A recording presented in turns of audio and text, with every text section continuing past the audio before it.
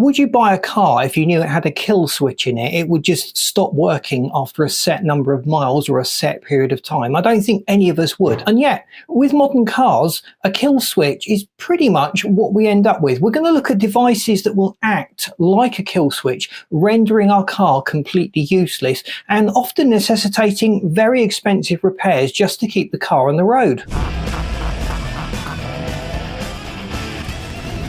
Manufacturers keep the car running for the warranty period. They certainly don't want to be fixing problems on cars, and they don't want to have a reputation of producing unreliable cars. And everything really is designed to last for the warranty period. We could be cynical and say it's only designed to last for the warranty period, but realistically things do last a little longer. But there are a whole set of things that have been added to the modern car, mainly due to emissions regulations, that will effectively mean we have a very expensive repair further down the line that may actually write the car off, rendering it uneconomical to keep on the road. Up to Euro 6, manufacturers have to fit pollution control systems, particulate filters. In Europe now, that's the petrol engine and the diesel engine that both have particulate filters. EGR, exhaust gas recirculation systems, have been used for some time, and various other catalysts and devices to reduce the emissions coming out of the tailpipe.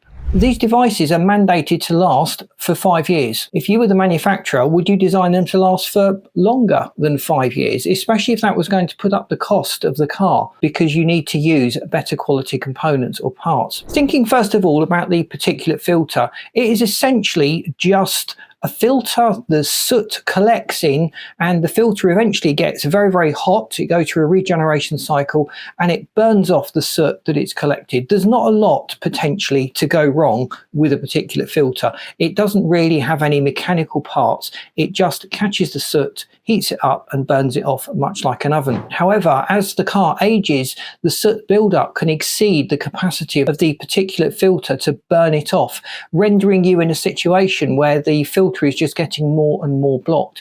There's various chemicals and components we can add to the fuel to aid with that cleaning process, and it's something I've covered in other videos. But the problem is not the particulate filter itself, it's other components in the engine. The injectors primarily are usually the culprit. They degrade over time. They don't allow the fuel to burn as cleanly, and when fuel doesn't burn cleanly, you get more soot, and that soot is now captured in the particulate filter. I really do think that as cars age and they exceed this 5-year bracket, it would be nice to let the owner of the car decide to remove that feature, because in the long run, it's going to cost more money to keep it running. People with particulate filters have had to go on ridiculously long journeys at high RPM once a week or a couple of times a month just to keep the particulate filter working. And that adds up to quite a substantial waste of fuel and potentially further pollution. As the filter blocks up, the engine stops running efficiently, producing more soot. This causes the EGR, the exhaust gas recirculation system, to collect lots and lots of soot and block up. Replacement costs of a particulate filter can run from about £1,000 to £3,000. And I don't know about you, but the first car I bought didn't even cost £1,000. It wasn't particularly flashy or reliable, and things have moved on since then. Let me know how much your first car cost you. Things are much more complex as well. We have SCR, selective catalyst reduction systems, where fluids are injected into the exhaust stream to aid the catalyst and allow it to produce cleaner emissions. Typically, urea is used. It's injected into the exhaust stream, causing the tailpipe emissions to be much cleaner and much better. But just having this system, we've basically got more weak points, more things that can go wrong in an engine. It needs a pump, it needs an injector, they need tank heaters, sensors for the level of urea so it can flash up a warning to tell you it needs to be topped up, and various NOx sensors and other sensors in the engine to make sure the system is operating as efficiently as possible. And that just adds a whole host of new points of failure that we never used to have. AdBlue has a tendency to crystallize over time, blocking the injectors. The pumps can degrade in time due to the crystals that are formed inside the AdBlue fluid.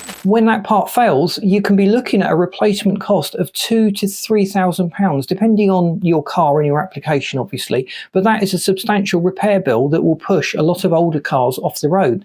a kill switch? It would certainly seem to be a kill switch if the owner can't afford to keep the car on the road because of that. NOx sensors, nitrogen oxide sensors, they monitor the exhaust gases. They do this typically before the catalyst and after the catalyst. A comparison is made. The ECU can make decisions on how to improve the nitrogen oxide emissions. And cars typically come with 2, sometimes even 4 of these sensors. And if one of them plays up, it can cause the engine to run really badly, to produce more soot, to run ineffectively, clogging up the particulate filter or causing problems elsewhere in the engine. It might force the car into limp mode. You might have error lights flashing up on the dashboard. It might kill your fuel economy, and it can reduce the power available to you as a driver. Replacement sensors can run into the hundreds of pounds, depending on where it is located in the engine or the exhaust, and the cost of the replacement parts. And parts scarcity is often a problem.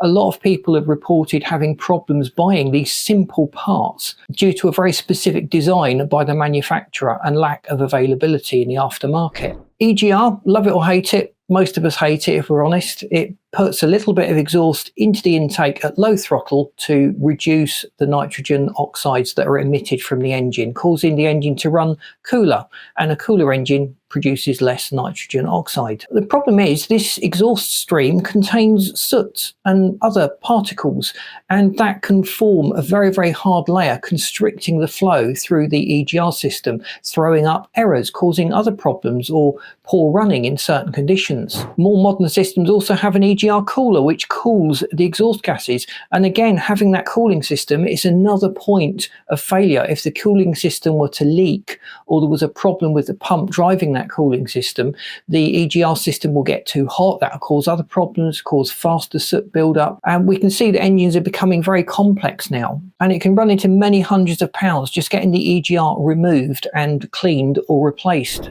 Modern engines work at ridiculously high fuel pressures.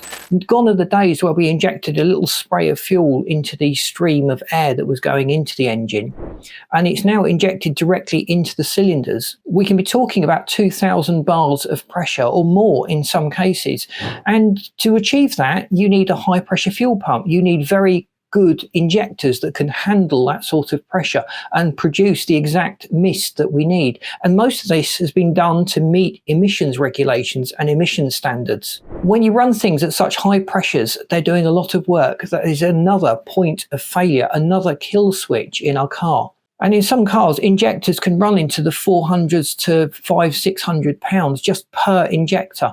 And it very quickly adds up when we have some kind of problem with the fuel delivery system, because very expensive components need to be used to drive the fuel in at these high pressures and deliver the exact doses of fuel that the engine needs. Parking brakes. Do you remember the time you used to pull up a handbrake, it pulled on a cable and engaged the parking brake? We've now got electronic parking brakes. They're often connected to an anti-roll mechanism where if you're on a hill, it stops the car from rolling back. The handbrake itself has become more complex. There are a lot more components and moving parts, another point of failure. And in a lot of cases, it's not a matter of just replacing the component, the motor that drives the system, for example. You've got to replace the whole assembly if there is a fault in it, and that can ramp up to many hundreds of pounds. We love LED headlights. They blind all the other motorists, but they give us a really good view of the road ahead. Now, the problem with LED headlights is the bulbs in them, the LED units, require a driver unit, and they need to be cooled because they run very hot. There's an additional level of complexity. If something fails in your headlamp unit, you can't just go out and buy a new bulb, which used to cost 60 or 70 pence. You now have to buy a whole new headlamp unit. And these can run into the many thousands of pounds. Most average cars, you're looking at about 1,000 to 2,000 to replace an LED headlight module. You might be able to source something from a breakage yard fairly cost effectively. But on some models, you're looking at 6,000 or 7,000 pounds just for a headlamp. If you broke that headlamp while parking, for example, or there was a problem with the mechanism inside and it wasn't working, you need the headlight to be legally on the road. You won't pass the MOT inspection if that light is not working. And again, that is another potential kill switch that will write off a car as it starts to age. It's just not worth repairing these cars at those prices. The digital displays in cars, the digital instruments, the controls, everything is now electronic. If that screen goes, and screens do go, That's going to render the car completely inoperable. You won't be able to control the basic functions. In some cars, you won't be able to control the air conditioning or access the radio. What will we do without our music as we're driving along? Replacing the unit, reprogramming it, coding it to our car can often exceed £1,000, and it is often a dealer-only job, and part availability can be very sketchy for some models, particularly if the model has been imported. Again, this could be another kill switch. When it dies, we have to dispose of the car and move on. Turbochargers have come a long way, but that has added complexity to it. We now have actuators that use a whole host of electronics rather than just a mechanical system. And again, that's another point of failure. The modern engine is producing a lot more power. They've generally reduced the size of the engine and increased the capacity of the turbo to reduce the emissions, to improve the cost of the car when we buy it.